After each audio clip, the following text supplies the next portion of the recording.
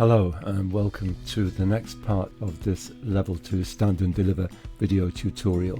And in this part we're going to concentrate on slide sharing in real time so that you can get your students to contribute to the slides that you're showing in real time in your online presentation.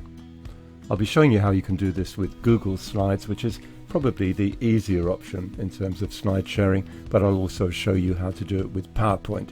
I don't mean to say that PowerPoint is complex, it's not, but we'll start with Google Slides and how to share them for student contributions in real time in your online class. So let's get to it and see how this works. It's not very different to the way we looked at sharing Google Docs, and it's pretty much the same process of getting students to input their ideas, this time not into a document, but into your slides. And here's a potential use for something like this. So I've got a slide on the Equality Act 2010, and let's imagine I want students to brainstorm and then contribute their ideas about what are the 9 protected characteristics under the Act. Well, in order to do this effectively, I'm going to exit from the presentation mode of Google Slides to the editing mode, and I'm going to check my share settings. And here it says anyone with the link can access, which is great, but I want to just click on that to see if they can edit or view. And I can see here now that they can only view the slides. I want to change that so that anyone with the link can edit. Well, I can copy and send that link if I want to, but I don't need to. I can simply click Done, just there, and now this Google slide is open for contributions from anybody who has that link. Of course, you can change the settings at any time you like, the sharing settings, and go back to view only. And I certainly recommend this at the end of your presentation so that people can't change the slideshow without you being aware of that. Well, I've now sent this link to another of my accounts, and I'm going to log on to my other laptop and input some data. And what you should see is a colored cursor coming up with the name of the person inputting the data alongside it. So let's give it a go, and I'll put some information on my other laptop into this table. Well, there's the cursor appearing at the top, and if I type on my other laptop into the table, here it is showing up on the one I'm looking at on the screen at the moment.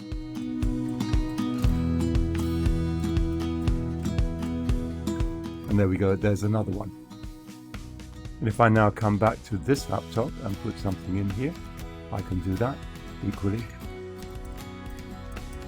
And you'll see that there is no colored cursor nor any name next to that entry. Of course, by the end of this session, these slides will represent collectively the inputs from each of the different students in the group, as well as my own. So you can have a combination of informative slides and collaborative slides in your presentation, and you can switch between the sharing settings as you wish. So here's another slide and another format for inputting data. So the possibilities are as endless as your imagination.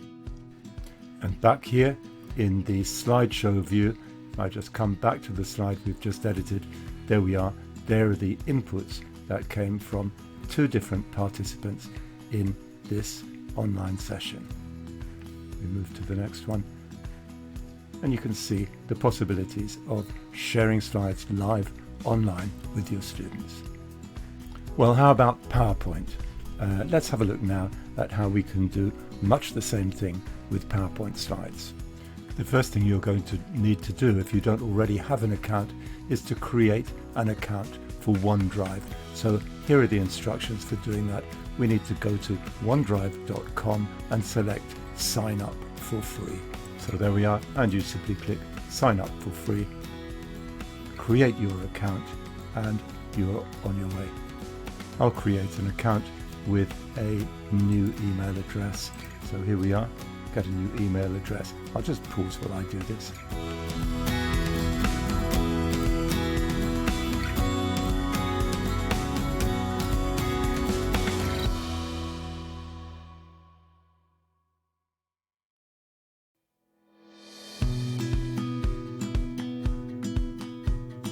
Hopefully I've done that right.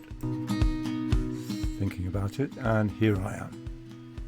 Well, I'm going to skip this introduction if I can, and I won't go premium. I'm going to close this, and here I am finally in my new OneDrive.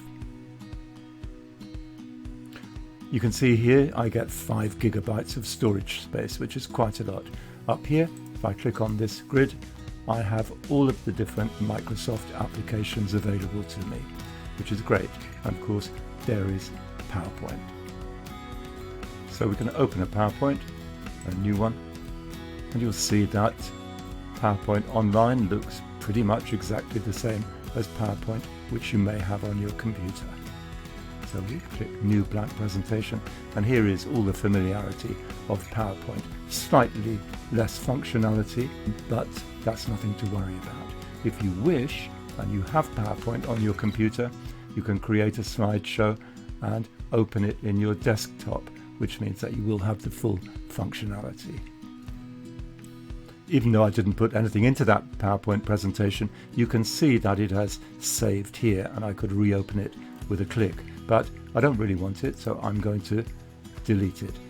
Incidentally, you could open in PowerPoint from here, and that will open up in your desktop. But a better and more efficient way of doing this is to store everything in folders. And if I click on my Documents folder, I can create a new folder within that. There we are. So put a new folder in there, and I'll call this PowerPoint Demos, and create. And obviously you can create as many folders as you wish. Once I've got that PowerPoint Demos folder, I can open it, and then I could click on New and click PowerPoint Presentation, and that goes back to the same screen that we were looking at earlier on. There we are, the PowerPoint presentation, and Jay's demo. So now we come to the sharing part of it. If I click in this little circle here and click share, it's currently set to anyone with the link can edit, which is fine, which is what we had with our Google Slides earlier, if you remember. We can either copy the link or we can send the link. If you want to change that setting, click here, and you can change it very easily. Simply uncheck this box, which allows editing, and away you go. You can set a password, an expiry date, and so that's all quite neat functionality in Microsoft PowerPoint Online. Now there's one more thing that I need to show you, and that is how you can embed PowerPoint slides into, for example, a Google site.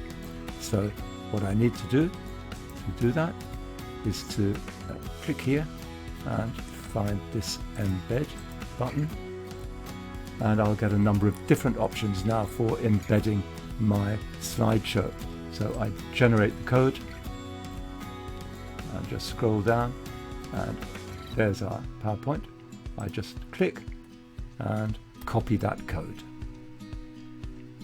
Well, I hope you remember this from the previous video tutorial. This is the dashboard that we created to display the different resources that we can call on quickly and easily in our online presentation, and which we can share with just one quick link to this dashboard.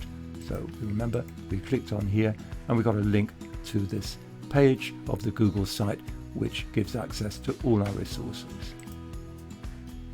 And we made breakout groups or team pages, if you remember, and we did that by clicking here on pages and adding a new page. So let's add another sub-page, and let's call this PowerPoint Slides. There we are, and that's done. And I'll bring this down, as you know I like to. And now what I need to do is to click on Insert and Embed and Embed Code. Don't need to understand coding at all for this, and simply paste that in there and click Next. And once we see it, click Insert And our PowerPoint slideshow, just expand that a little bit. Our PowerPoint slideshow appears on the page of our dashboard. So now if I go up here and click on Preview, there's my PowerPoint slides page, and here comes my PowerPoint presentation. I can go full screen, or ideally click here and download a copy of those slides. So each individual student, prior to your session or during your session, if you want to allow them to contribute live online, they can download their very own copy of these slides. Remember, the functionality of the dashboard is that with one link you're sending access to all the resources that the students will need before, during and after your online session. Here it comes, hopefully, and there it is. I've downloaded it to my own computer. It's opened in PowerPoint and I can begin to edit that document.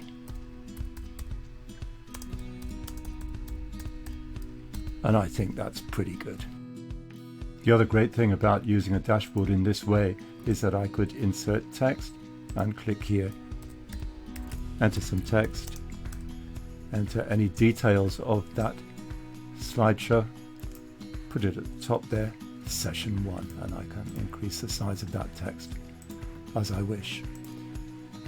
So I can have a collection of slides in here for each of the sessions that I'm going to teach, or each part of a long session, or each learning outcome in a session. So to show you that, I'm just going to open up a dashboard that I made for 5CHR. If I click on the slides icon, that takes me to a page where I have put my slides under the different learning outcomes. It takes a bit of time to load. So there we are. I've got learning outcome 1, learning outcome 2, and learning outcome 3. And a little graphic there telling the students how they can download their own copy of those slides. And just as I showed you before, they can click here and download their very own copy to keep and to review at any stage they wish. Well, I do hope you'll give it a go, and that very soon you'll be sharing your Google Slides and your PowerPoint slides with your online audience with confidence.